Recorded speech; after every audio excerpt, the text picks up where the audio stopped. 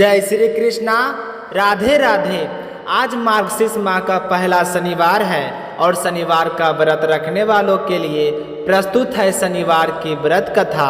शनिदेव का व्रत करने से और व्रत कथा सुनने से शनिदेव हम पर बहुत ही प्रसन्न होते हैं और हमारे जीवन में आने वाली समस्त बाधाओं को दूर कर देते हैं। तो शनिवार के दिन काले कुत्ते को तेल से चुपकर रोटी जरूर खिलानी चाहिए। तो अब सुनते हैं शनिवार की कथा। कथा शुरू करने से पहले कमेंट बॉक्स में शनिदेव जी महाराज की जय हो जरूर लिखें। अगर आप शिला भक्ति चैनल पर नए हैं तो इस चैनल को सब्सक्राइब करके वीडियो को ज़्यादा से ज़्यादा शेयर करें। भगवान शनिदेव आपकी सारी मनोकामनाएं पूर्ण करें। तो सुनते हैं शनिवार व्रत कथा। बोलिए शनि महाराज की जय हो। एक समय की बात है, किसी गांव में एक ब्राह्मण देवता अपनी पत्नी तथा बच्चों के साथ रहते थे। एक दिन ब्राह्मण देवता सुबह सोकर उठे तो बहुत ही चिंतित दिखाई दे रहे थे। तो अपने पति को इतना चिंतित देखकर उनकी पत्नी ने पूछा कि स्वामी, आप सुबह सुबह किस चिंता में डूबे हुए हैं? तो पत्नी की बात सुनकर ब्राह्मण देवता ने कहा, कोई बात नहीं, बस यूं ही थोड़ी तबीयत खराब है। लेकिन ब्राह्मण की पत्नी बहुत ही समझदार थी। वह जान चुकी थी कि उसके पति कोई ना कोई समस्या से घिरे हैं। उसके बार बार पूछने पर ब्राह्मण देवता ने कहा कि मैं कई दिन से एक ही सपना देख रहा हूँ कि एक व्यक्ति नीले कपड़े पहनकर आता है और मुझसे कहता है कि तुम्हें मेढ़ी 7.5 लगेगी। तो यह सुनकर ब्राह्मण देवता की पत्नी कहा, अरे वह तो शनिदेव भगवान है जो आप पर शनि की दशा लगाने को कहते हैं। जब भी शनिदेव आपके सपने में आए और बोले कि तुम्हें मेरी 7.5 लगेगी तो आप उन्हें प्रणाम करके बोलिए कि 1.25 पहर से ज़्यादा मत लगाइएगा। तो ब्राह्मण देवता ने कहा कि ठीक है, मैं ऐसे ही बोल दूंगा। दूसरी रात्रि को शनिदेव ने फिर ब्राह्मण के सपने में आकर कहा कि तुम्हें मेरी 7.5 लगेगी। तब ब्राह्मण देव ने कहा कि हे प्रभु, मेरे में इतनी क्षमता नहीं है, मैं इतने साल तक कष्ट नहीं सह पाऊंगा। आप कृपा करके मुझ पर थोड़े ही समय के लिए लगा दें।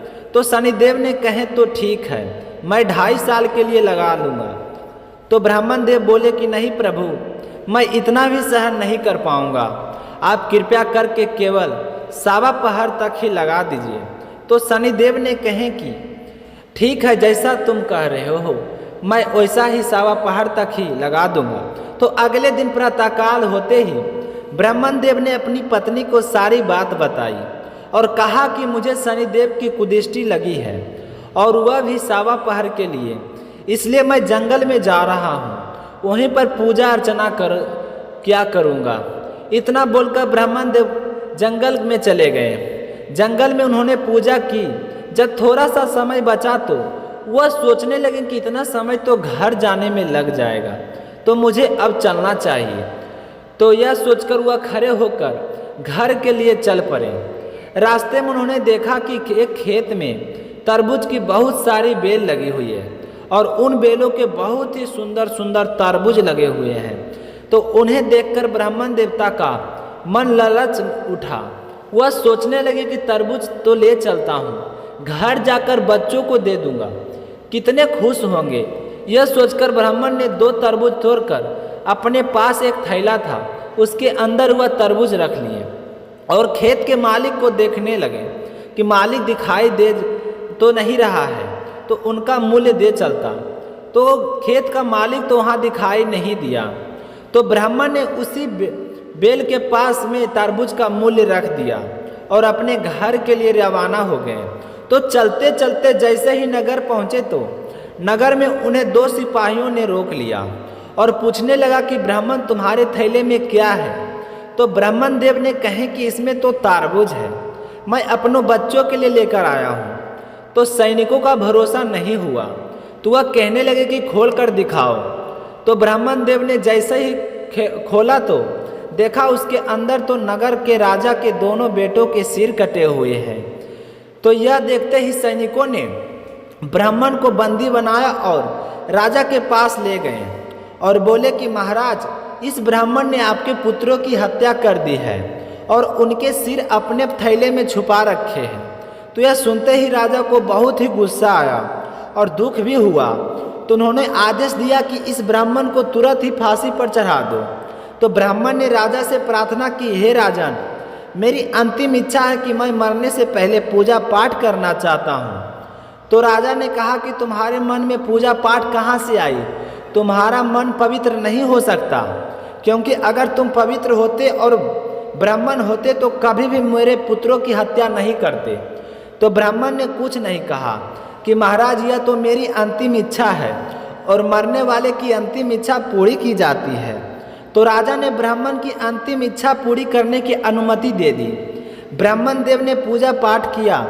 तब तक शनि देव का 7वां पहर समाप्त होने गया। उसी समय राजा के दोनों पुत्र शिकार खेलकर लौट आए। तो यह देखकर राजा हैरान था। राजा ने ब्राह्मण की सजा रोक दी और उनके साथ हुए इन हादसों के कारण पूछा। तो ब्राह्मण देव ने कहा कि राजन, मुझ पर शनि देव की 7वां पहर की दशा लगी थी, जो अब समाप्त हो गई है। तो यह सुनकर राजा ब्राह्मण से पूछने लगे कि हे ब्राह्मण देव, शनि देव की दशा लगे तो क्या करना चाहिए? मुझे इसके बारे में बिल्कुल भी ज्ञान नहीं है। तो ब्राह्मण देवता ने कहा कि अगर शनि की कुदृष्टि लगे तो काले कुत्ते को सरसों का तेल चुपक कर रोटी खिलानी चाहिए। सामर्थ्यवान व्यक्ति को काले हाथी का या काले घोड़े का दान करना चाहिए। शनिवार के व्रत रखकर शनिदेव की कथा सुननी चाहिए। इससे शनि की दशा का प्रकोप समाप्त हो जाता है। तो यह सब सुनकर राजा ने ब्राह्मण देव को छोड़ दिया। जैसे ही ब्राह्मण देव घर पहुंचे तो उनकी पत्नी ने पूछा कि स्वामी, आज आप थैले में क्या लेकर आए हैं? तो ब्राह्मण ने कहा कि बच्चों के लिए तरबूज लाया हूँ। तो पत्नी ने थैला लेकर जैसे ही खोला तो उसके अंदर सोने, चांदी और हीरे ज्वार भरे हुए थे। तो यह देखकर पत्नी बहुत ही खुश हुई और अपने पति से कहने लगी कि आपका थैला तो सोने, चांदी, ज्वारा से भरा है, इन्हें आप कहाँ से लाए हैं? तो यह देखकर सुनकर ब्राह्मण देव बहुत ही प्रसन्न हुए और शनिदेव की महिमा अपनी पत्नी को बताई और बोले कि जब 7वां पहर की दशा लगी थी तो तरबूज राजा के बेटे के सिर बन गए, और जब 7वां पहर की दशा समाप्त हुई है तो वही तरबूज सोना, चांदी, जेवरात बन गए। हे शनिदेव, आपकी महिमा तो अत्यंत निराली है। जैसे आपने मुझ पर 7वां पहर की दशा लगाई वैसी किसी पर न लगाना। आप जैसे आपने मेरे जैसे गरीब की कृपा वैसे सब पर करना। जो भी श्रद्धा भाव से आपका व्रत रखे और आपके यह व्रत कथा सुने, उसकी सारी मनोकामनाएं पूर्ण करके आशीर्वाद देना कि वह कभी भी अपने जीवन में नाना प्रकार के कष्टों का सामना ना करे। अपने कार्य क्षेत्र में हमेशा उसको सफलता मिले। बोलिए शनि महाराज की जय हो। अब सुनते हैं अगली कहानी। एक समय स्वर्ग लोक में सबसे बड़ा कौन है, इस प्रश्न को लेकर सभी देवताओं में वाद विवाद शुरू हो गया। वाद विवाद बढ़ते बढ़ते युद्ध की नौबत आ गई। तो सारे देवता देवराज इंद्र के पास पहुँचे और बोले कि देवराज, आपको निर्णय करना होगा कि 9 ग्रहों में सबसे बड़ा कौन है। तो देवताओं को प्रश्न सुनकर राज इंद्र उलझन में पड़ गए और कुछ देर सोचते रहे। सोच कर बोले कि हे देवगणों, मैं आपको इस प्रश्न का उत्तर देने में असमर्थ हूँ। आप ऐसा करो कि पृथ्वी लोक में उज्जैन नगरी में राजा विक्रमादित्य का राज है। हम सब राजा विक्रमादित्य के पास चलते हैं, क्योंकि वह न्याय करने में अत्यंत ही लोकप्रिय है। उनके सिंहासन में अवश्य कोई जादू है कि उस पर बैठकर राजा विक्रमादित्य दूध का दूध और पानी का पानी अलग करने का न्याय करते हैं। तो देवराज इंद्र के आदेश पर सभी देवता पृथ्वी लोक में उज्जैन नगरी में पहुंच गए। देवताओं के आगमन का समाचार सुनकर स्वयं राजा विक्रमादित्य ने उनका स्वागत किया। महल में पहुंचकर जब सारे देवताओं ने उनसे अपना प्रश्न पूछा तो राजा विक्रमादित्य भी कुछ देर के लिए परेशान हो उठे, क्योंकि सभी देवता अपनी अपनी शक्तियों के कारण महान और शक्तिशाली थे। किसी को छोटा या बड़ा कह देने से उनके क्रोध के प्रकोप से भयंकर हानि पहुंच सकती थी। तभी राजा विक्रमादित्य को एक उपाय सूझा और उन्होंने विभिन्न धातुओं स्वर्ण, रजत, कांसा, तांबा, सीसा, रांगा, जस्ता, अबरक और लोहे के 9 आसन बनवाए, धातुओं के गुणों के अनुसार सभी आसनों को एक दूसरे के पीछे रखवाकर उन्होंने देवताओं को अपने अपने सिंहासन पर बैठने को कहा। सब देवताओं के बैठने पर जब राजा विक्रमादित्य ने कहा कि आपका निर्णय तो स्वयं हो गया, जो सबसे पहले सिंहासन पर विराजमान है वही सबसे बड़ा है, तो राजा विक्रमादित्य का निर्णय सुनकर शनि देवता को गुस्सा आ गया, क्योंकि शनि देवता ने सबसे पीछे आसन पर बैठने के कारण अपने को छोटा माने और छोटा जान क्रोधित हो गए और राजा से कहे कि हे राजन, तुमने मुझे सबसे पीछे बैठाकर मेरा अपमान किया है। तुम मेरी शक्तियों से परिचित नहीं हो, मैं तुम्हारा सर्वनाश कर दूंगा। सूर्य एक राशि पर 1 महीने चंद्रमा, सावर 2 महीने मंगल और 1.5 महीने बुध और 1 महीने गुरु 13 महीने रहते हैं, लेकिन मैं किसी राशि के 7.5 बरस तक रहता हूँ। बड़े बड़े देवताओं को मैंने अपने प्रकोप से पीड़ित किया है। राम को 7.5 के कारण ही वन में जाकर रहना पड़ा, रावण को 7.5 के कारण ही युद्ध में मृत्यु का शिकार बनना पड़ा, उनके वंश का सर्वनाश हो गया। हे राजा, अब तू भी मेरे प्रकोप से नहीं बच सकेगा। राजा कर्मदित्य शनि देवता के प्रकोप से थोड़ा व्यथ हो गए, लेकिन फिर उन्होंने मन में विचार किया कि जो मेरे भाग में लिखा होगा वही होगा। फिर शनि के प्रकोप से भयभीत होने की तो कोई ज़रूरत नहीं है। उसके बाद अन्य ग्रहों के देवता तो प्रसन्नता के साथ वहाँ से चले गए, लेकिन शनिदेव बड़े ही क्रोध के साथ वहाँ से विदा हुए। राजा विक्रमादित्य पहले की तरह ही न्याय करते रहे। उनके सभी स्त्री पुरुष बहुत ही आनंद से अपना जीवन यापन कर रहे थे। कुछ दिन ऐसे ही बीत गए। उधर शनि देवता अपने अपमान को नहीं भूले थे। राजा से बदला लेने के लिए एक शनिदेव ने घोड़े के व्यापारी का रूप धारण किए और बहुत से घोड़ों के साथ लेकर उज्जैनी नगरी पहुँचे। राजा विक्रमादित्य ने राज्य में किसी घोड़े के व्यापारी के आने का समाचार सुना तो अपने अश्वपाल को कुछ घोड़े खरीद लाने के लिए वहां पर भेज दिया। जैसे ही राजा के आदेश पर अश्वपाल वहां से पर जाकर घोड़ों को देखा तो वह बहुत ही खुश हुआ, लेकिन घोड़ों का मूल्य सुनकर बहुत ही हैरानी हुई। घोड़े बहुत ही कीमती थे। अश्वपाल ने वापस लौटकर राजा को इसके बारे में बताया तो राजा स्वयं वहां पर गए और एक सुंदर और शक्तिशाली घोड़े को पसंद किया। घोड़े की चाल देखने के लिए राजा उस घोड़े पर सवार हो गए। जैसे ही राजा उस घोड़े पर सवार हुए तो वह घोड़ा बिजली की गति से दौड़ पड़ा और तेजी से दौड़ता हुआ राजा को एक दूसरे जंगल में ले गया और फिर राजा को जंगल में ही गिराकर स्वयं गायब हो गया।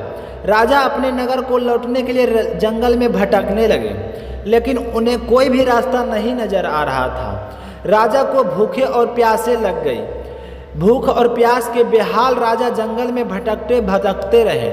उन्हें एक चरवाहा मिला तो राजा ने उससे पानी मांगा, तो पानी पीकर राजा ने उससे चरवाहे को अपनी अंगूठी दे दी और फिर उससे रास्ता पूछकर जंगल से बाहर निकलकर पास के नगर में पहुंच गए। राजा ने एक सेठ की दुकान पर बैठकर कुछ देर आराम किए। उस सेठ ने भी राजा से बातचीत की तो राजा ने उसे बताया कि मैं उज्जैनी से आया हूँ। राजा के कुछ देर दुकान पर बैठने से सेठ जी की खूब बिक्री हुई, तो सेठ जी ने राजा को बहुत ही भाग्यवान समझा और उसे अपने घर भोजन के लिए ले गया। सेठ के घर में सोने का एक एक हार खूंटी पर लटका हुआ था। राजा को उस कमरे में अकेला छोड़कर सेठ जी कुछ देर के लिए बाहर आ गए और राजा भोजन करने लगे। तभी एक आश्चर्यजनक घटना घटी कि राजा को देखते ही देखते सोने के उस हार को खूंटी निगल गई। सेठ ने कमरे में लौटकर हार को गायब देखा तो सोचा कि इसी आदमी ने इस हार को चुराया है, क्योंकि उस समय राजा उस कमरे में अकेले ही था। तो सेठ ने अपने नौकरों से कहा कि इस परदेशी को रस्सियों से बांधकर नगर के राजा के पास ले चलो। तो सेठ के नौकरों उससे रस्सियों से बांधकर राजा के पास ले गए। राजा ने विक्रमादित्य से हार के बारे में पूछा तो विक्रमादित्य ने कहा कि मेरी नज़रों के सामने देखते ही देखते घूटे ने हार निगल लिया। तो इस पर राजा को बहुत ही क्रोधित हो गया और चोरी करने का अपराध में विक्रमादित्य के हाथ पांव काटने का आदेश दे दिया। राजा विक्रमादित्य हाथ पांव काटकर उसे नगर के चौराहे पर छोड़ दिया गया। कुछ दिन बाद एक तेली वहाँ से उठकर उसने अपने घर ले गया और अपने कोल्हू पर बैठा दिया। राजा का आवाज देकर बैलों को हाँकता रहता था, तो राजा विक्रमादित्य इसी तरह तेली का बैल चलाता रहा। राजा को भोजन मिलता रहा। शनि के प्रकोप के 7.5 पूरे होने पर वर्षा ऋतु प्रारंभ हुई। राजा विक्रमादित्य एक रात मेघ मल्हार गा रहे थे। तभी नगर के राजा की लड़की राजकुमारी मोहिनी रथ पर सवार होकर उस तेली के घर के आगे से गुजरी। उसने जैसे ही मेघ मल्हार सुना तो उसे बहुत ही अच्छा लगा और दासी को भेजकर गाने वाले को बुलाकर लाने को कहा। तो दासी ने लौटकर राजकुमारी को बताया कि राजकुमारी वह तो अपंग आदमी है। तो राजकुमारी उस मेघ मल्हार पर तो बहुत ही मोहित हो गई। वह तो उससे शादी करना चाहती थी।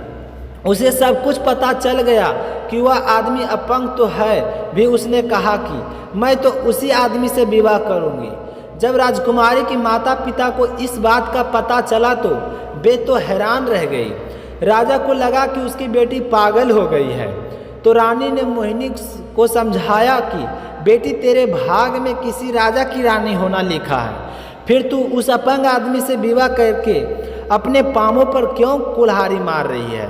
और राजा भी कहने लगे कि बेटा तेरी सुंदर राजकुमार से शादी करवाऊंगी। लेकिन राजकुमारी ने तो अपनी जिद नहीं छोड़ी। वह अपनी जिद पूरी कराने के लिए उसने भोजन करना छोड़ दिया और अपने प्राण त्याग देने का निश्चय कर लिया। तो आखिर राजा और रानी को विवश होकर अपंग विक्रमादित्य से राजकुमारी का विवाह करना पड़ा। विवाह के बाद राजा विक्रमादित्य और राजकुमारी ली के घर में रहने लगी। उसी रात स्वप्न में शनिदेव ने राजा से कहा कि राजा तुमने मेरा प्रकोप देख लिया, मैंने तुम्हें अपने अपमान का दंड दिया है। राजा विक्रमादित्य ने शनिदेव से क्षमा करने को कहा और कहा कि प्रार्थना कि हे शनिदेव आपने जितना दुख मुझे दिया है और किसी को ना देना। तो शनिदेव ने कुछ देर सोचते हुए कहे कि राजा मैं तेरी प्रार्थना स्वीकार करता हूँ। जो कोई स्त्री पुरुष मेरी पूजा करेगा, शनिवार को व्रत रखकर मेरी कथा सुनेगा, उस पर मेरी अनुकंपा बनी रहेगी, उससे कोई दुख नहीं होगा। शनि को व्रत करने और चींटियों को आटा डालने से मनुष्य की सारी मनोकामनाएं पूर्ण होती है। तो इस तरह कहकर शनिदेव अंतर ध्यान हो गए। प्रातः काल राजा विक्रमादित्य की नींद खुली तो अपने हाथ पांव देखकर राजा को बहुत ही खुशी हुई और उन्हें मन ही मन शनिदेव को प्रणाम किया। राजकुमारी भी राजा के हाथ पांव सही सलामत देखकर आश्चर्यचकित में डूब गए। तब राजा विक्रमादित्य ने अपना परिचय देते हुए शनिदेव के प्रकोप की सारी कहानी कह सुनाई। जब सेठ जी को इस बात का पता चला तो वह दौड़ता हुआ तेली के घर पहुंचा और राजा के चरणों में गिरकर क्षमा मांगने लगा। तो राजा ने उसे क्षमा कर दिए क्योंकि यह सब तो शनिदेव के प्रकोप के कारण हुआ था। तो सेठ राजा को अपने घर ले गया और फिर से उसे भोजन कराया। जैसे ही राजा भोजन कर रहे थे तो सबके सामने वही आश्चर्यजनक घटना घटी कि सबके देखते ही देखते खूंटी ने उस हार को उगल दिया। तो यह देखकर सेठ जी को बहुत ही आश्चर्य हुआ। सेठ जी ने अपनी बेटी का विवाह राजा के साथ कर दिया और बहुत सारे सोने आभूषण दान आदि देकर राजा को विदा किया।